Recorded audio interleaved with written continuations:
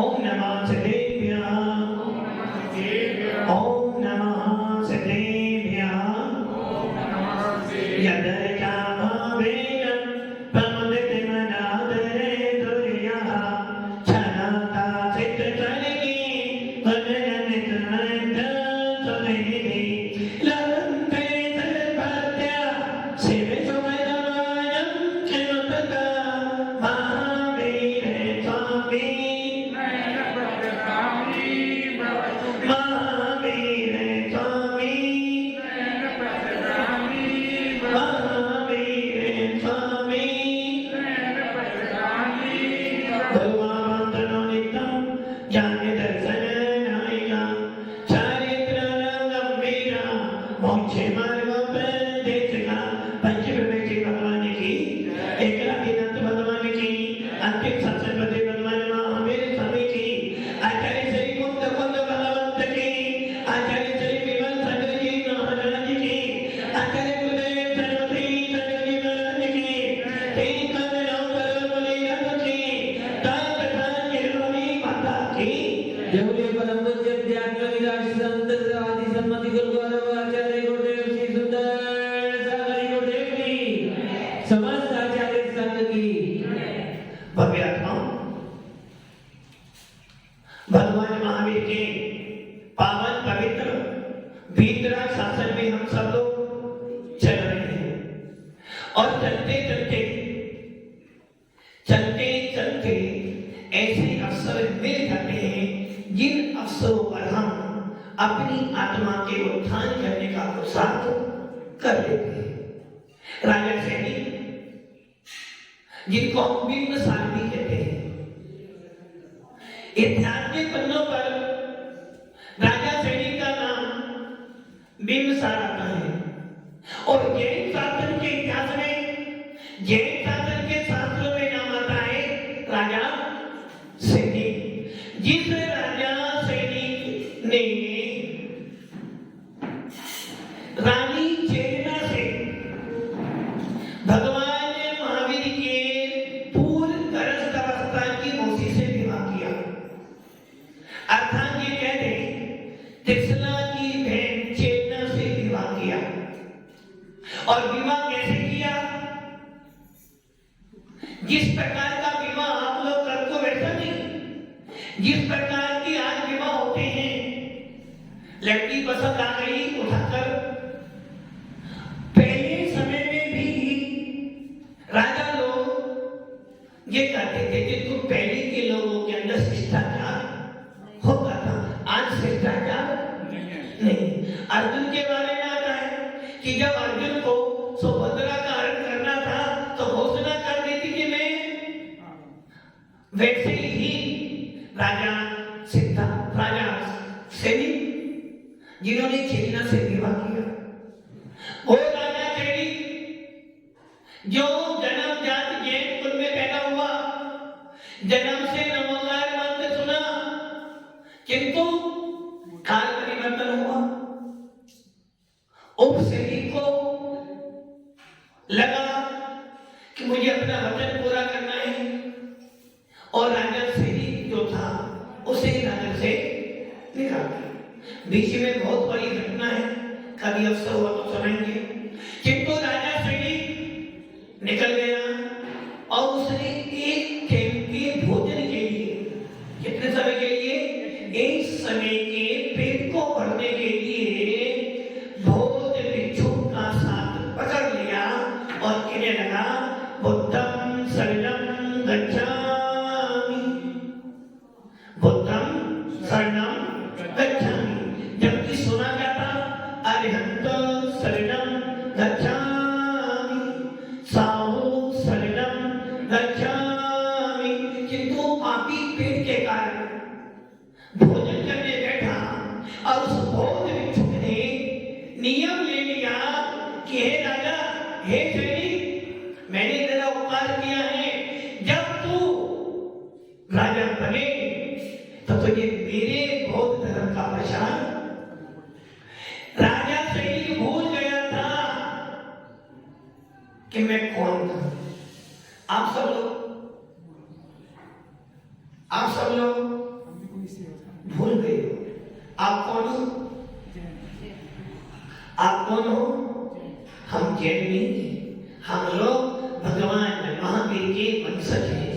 हम लोग तीर्थंकरों के वंशज हैं। हम कुलकर्णों के वंशज हैं। हम मनु की संतान हैं। मनु मतलब कुलकर्णों को मनु कहते हैं और हम कुलकर्णों के वंशज हैं।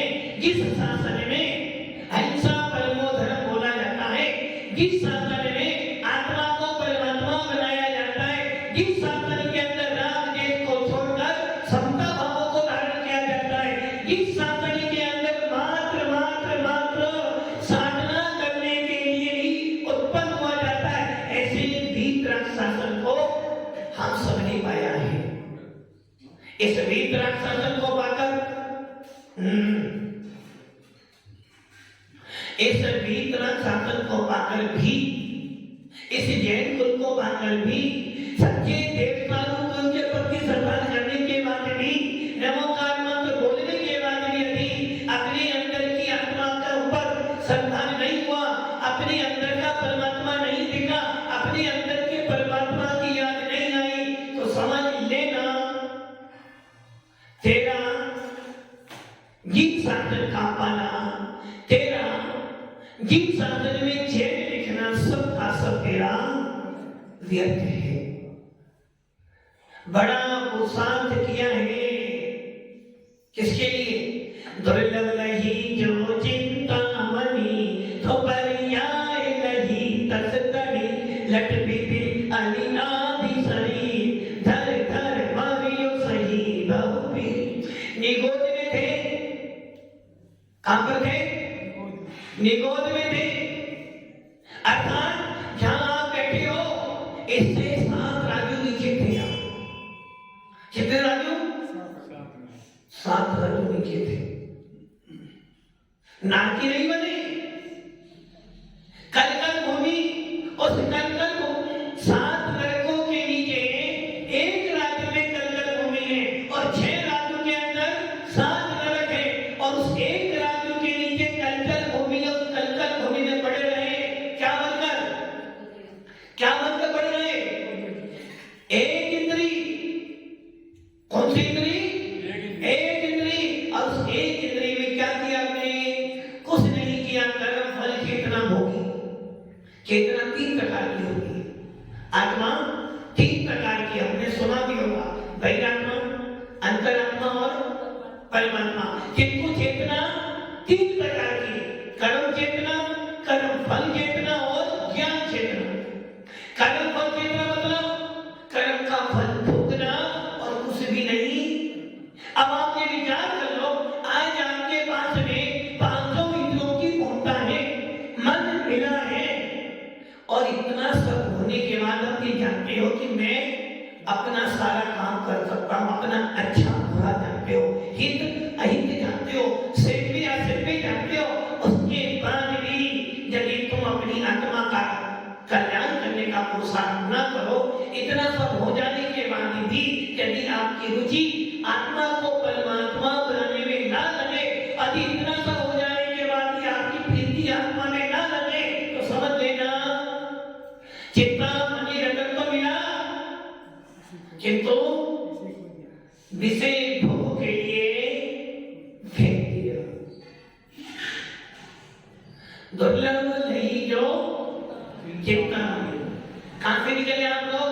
नीचे 7 राजू नीचे थे, एक इंद्रिय की पर्याय में थे और उस एक इंद्रिय की पर्याय में कोई पुरुषार्थ नहीं किया, मात्र कर्म का उन्हें आया, फल भोगा और पड़े रहे। कोई काल लब्धि आई। जिस प्रकार कोई चने को भूनने वाला जब चने भूनता तो क्या करता है? ऊपर एक धक्का लगाता, डाली लगाता ताकि चने बाहर न उड़े। किंतु चने भूनते भूनते भूनते भूनते जब अग्नि तेज होती है तो 1-2 चने उछलकर, वैसे ही आपका काल पूरा हुआ। कल भूमि से निकले और कहां पर आ गए? तरस पर्याय में। दुर्लभ नहीं जो चिंतामणि तो पर्याय नहीं तस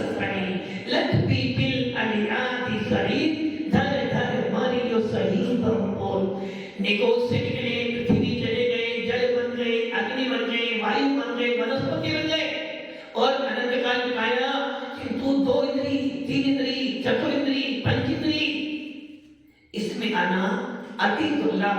चिंतामणि रतन मिलना सरल है, चिंतामणि रतन हो सकता तुम्हारे पढ़ने से मिल जाए, किंतु तरस पर्याय का प्राप्त करना अति अति अति दुर्लभ, और वो हम सबको मिला है। राजा सैनी जिसने नमोकार मंत्र तो सुना, किंतु बुद्धों के पास जाकर बुद्ध जैसा बन गए। राजा सैनिक वो सैनिक जितने भगवान महावीर के समोसरण में 60,000 सवाल पूछे, राजा सैनिक जितने भगवान महावीर के समोसरण का मुख्य श्रोता बना, वो महावीर सैनिक जो आज जिस भगवान महावीर के शासन में जी रहे हो, आने वाले उस सर्पणी काल का प्रथम तीर्थंकर, कौन सा तीर्थंकर? प्रथम तीर्थंकर। आज ऐसा राजा सैनिक जिसने भगवान महावीर की वंदना की, उपासना की, और भगवान महावीर की उपासना करते करते करते करते करते एक दिन ऐसा भी आ गया कि भगवान के सरोवर में बैठे बैठे ही 46 संवेद दर्शन प्राप्त कर लिया, तीर्थंकर प्रकृति का भंग कर लिया। उसी राजा सैनिक की मुख्य रानी चेतना एक दिन सैया पर सोई हुई थी। सोते सोते एक विचार आ गया, और विचार को आया, और विचार को उसने सोचा कि मैं ये विचार अपने राजा को बताऊंगी, अपने स्वामी को बताऊंगी, तो लोक में निंदा हो जाएगी। यदि मैंने ये बात राजा को बताई, घर में बताई, तो लोक में मेरी अपकीर्ति हो जाएगी। इसलिए मैं ये बात किसी को, धीरे धीरे रानी का शरीर कर्ष होता चला गया, धीरे धीरे रानी की आभा फीकी पड़ने लगी। जो रानी चेतना जिसको देखते राजा सैनिक मोहित होता था, जिसको देखकर सारी प्रजा हर्षित होती थी, अब वो शरीर धीरे धीरे फीका पड़ने लगा। राजा सैनिक को बड़ी चिंता हुई कि मेरी पटरानी, मेरी रानी का शरीर कैसा हो गया। उसने बड़ा प्रयास किया पूछूं, किंतु हिम्मत नहीं हुई, तो रानी के ना सर में दिखती थी। फिर भी हिम्मत करके पूछा, रानी चेतना सोचती है कि यदि मैंने स्वामी को बता दिया तो मेरी अपकीर्ति होगी, तो ये इच्छा मेरी पूरी होने वाली। किंतु राजा सैनिक ये जानता था कि चेतना तो 7 महीने हो गए हैं, और धीरे धीरे इसका शरीर कर्ष होगा, कहीं ऐसा ना हो जाए कि ये बरात हो जाए, ये इसकी इच्छा कुछ ना वाली है। बड़ा प्रयास किया, और बड़े प्रयास के बाद रानी चेतना ने की, हे भगवान, हे स्वामी, मैं मानती हूँ ये मेरा अपराध है, मुझे ऐसा विचार मन में नहीं लाना चाहिए, तो मैं क्या करूं? उस विचार के कारण मेरा शरीर इतना चुस्त हो गया कि मुझे अब किसी प्रकार की किसी भी चीज में मन नहीं लगता। राजा सैनिक पूछता है, तो चेतना कहती है, भगवान, मेरे मन में विचार आ रहा है कि मैं आपके वस्त्र स्थल का खून देखूं, मैं आपकी छाती का खून देखूं, ना जाने कौन सा पापी जीव मेरे पेट में आया, गर्भ में आया, जिसकी इच्छा हो रही है। राजा सैनिक सोचता है, कोई बात नहीं है तेरी, मैं तेरी इच्छा पूरी करूंगा। और वो एकदम अपनी छाती फटता है, खून दिखाता है, और रानी चेतना का सपना पूरा होता है। और रानी चेतना ने 9 महीने बाद एक संतान को उत्पन्न किया, और जब संतान उत्पन्न हुई तो राजा ने बड़ा आनंद मनाया, और उस आनंद में जो समाचार लेके द्वार पर आया था, जो दासी समाचार लेकर आई थी, उसको बहुत सारा धन भी दे दिया। अब राजा के मन में आया, पुत्र हुआ, चलो एक बार उसका चेहरा को, और जैसे ही चेहरा देखने चेतना के पास गया, उस शिशु ने जैसे ही राजा को देखा उसको जाते ही स्मरण हो गया और उसने क्या किया, अपनी मुट्ठी बंद कर ली, आंखें एकदम लाल कर ली, भूमि चढ़ गई और उसको लगा कि बस मैं इसे अभी मार दूं। रानी चेतना ने देखा और वो समझ गई कि ये कोई अशुभ पुत्र हुआ है, ये कोई पूर्व भगता बेरिया का नाम है कुनी। अब आप ये सोच लो कि महापुरुषों के घर में भी ऐसी संतान किसका उदय आया कर्म का, स्वयं का। मैंने पूर्व भर में जो कर्म बोए थे वो तो मुझे काटने, कोई बेटा बनकर आएगा तो कोई पिता बनकर आएगा, कोई बेटी बनकर आएगा तो कोई पुत्र बंधु बनकर आएगा और कोई तो घर में ऐसा व्यक्ति पैदा हो जाता है कि जिसके आने पे सारा घर विनाश को प्राप्त होता है। इसलिए ध्यान रखना, जैसा कर्म करेगा वैसा फल देगा भगवान। कौन सा भगवान? कोई भगवान, जो भगवान दूसरों के कर्मों का फल देते हैं वो वीतरागी भगवान नहीं होते, और जो भगवान कुछ नहीं करते हैं वो हमारे भगवान होते। फल तो भगवान देगा किंतु बाहर वाला भगवान नहीं, अंदर बैठा हुआ भगवान फल। जैसा हमने बीज बोया, जैसा फसल उत्पन्न होगी उसी प्रकार अपने आत्माओं हमने जैसे कर्म किए हैं फल तो हमें ही भोगना। राम जी भी यही सोच रहे थे कि देखो कहां तो राजा मिलने बनने वाला था, कहां वनवास मिल गया। कोई बात नहीं, जो कर्म किए हैं वो तो काटते हैं, हंस के काटो यार। इस भव में ना सही पर भव में मिलता है, अपना कर्म का फल तो सबको। इसलिए जब भी कोई काम करो, जब भी कोई उत्साह करो, सोच लेना कि हे भगवान किसी के बुरा सोचने से मेरा बुरा हो जाएगा, किसी के बुरा सोचने से मेरा बुरा कैसे बल्कि किसी के बुरे सोचने से आपका बुरा हो जाएगा, हो जाएगा। किसी के खाना खाने से आपका पेट भर जाएगा, किसी के बुरा सोचने से मेरा बुरा नहीं होगा, मेरा बुरा मेरे ही कर्म के वजह से होगा। सामने वाले के बुरा सोचने से मेरा बुरा नहीं होगा, और यदि मैं किसी के बारे में बुरा सोचता हूँ तो उसका बुरा होने वाला नहीं है। मैंने बुरा सोचा, सामने वाले का बुरा होना हो जो उसके कर्म का होते हैं, किंतु यदि मैंने बुरा सोचा है तो मेरा तो बुरा हो गया।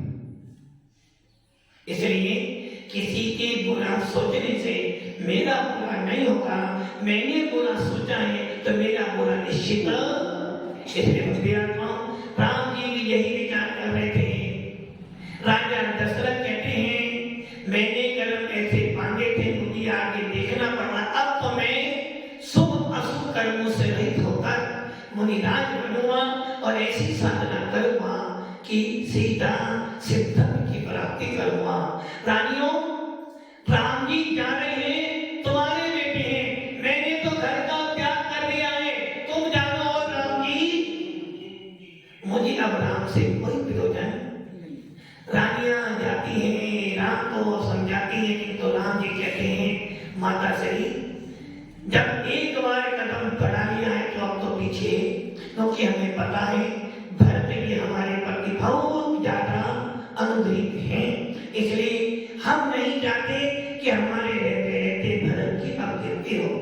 और राम जी सीता लक्ष्मण सहित रथ पे सवार होते हैं, पीछे पीछे सामंत मंत्री जाते हैं और नगर के बाहर जैसे ही निकलते हैं पूरा नगरवासी उनके साथ साथ चल पड़ता है।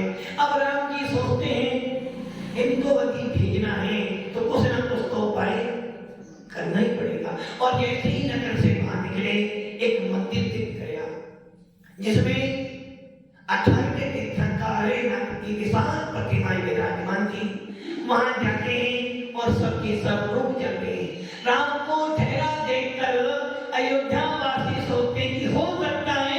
माता क्या समाचार, राम के मन में उतर गया है और राम जी वापिस चलेंगे। राम जी कहते हैं आज हम रात को यही ठहरेंगे और सब प्रजा सोच के बस यदि राम जी यहाँ रुक गए तो कल सवेरे का सोए उदय होगा और अयोध्या के अंदर नगाड़े बजेंगे। अब सब के सब लोग चिंता छोड़कर आराम से विश्राम करते हैं। इधर राम लक्ष्मण से कहा अरे नाथ भगवान की बड़ी भक्ति भाव से भोजन भक्ति करते हैं और चुपचाप वहां से निकल जाते हैं। भव्यात्माओं महापुरुष ऐसे ही होते हैं। महापुरुष कभी किसी को कष्ट नहीं देते और जैन शासन को पहले कहता है कि भैया जितने तेरा बुरा करा है उसका भी भला कर, क्योंकि तेरे भला सोचने से तेरा भला तो हो जाएगा। क्योंकि मन वचन काय की क्रिया से आश्रय होता है। काय वचन और मन, काय वांग मना कर्म योगा। काय की क्रिया से, वचन की क्रिया से और मन की क्रिया से कर्मों का असर होता है। और जिसने अपने मन वचन काय को रोक लिया है वो कर्मों से छूट जाता है। तो हम सब भी अपने मन वचन काय को केंद्रित करें और अपनी आत्मा का उत्थान करें। ओम नमः सिद्धे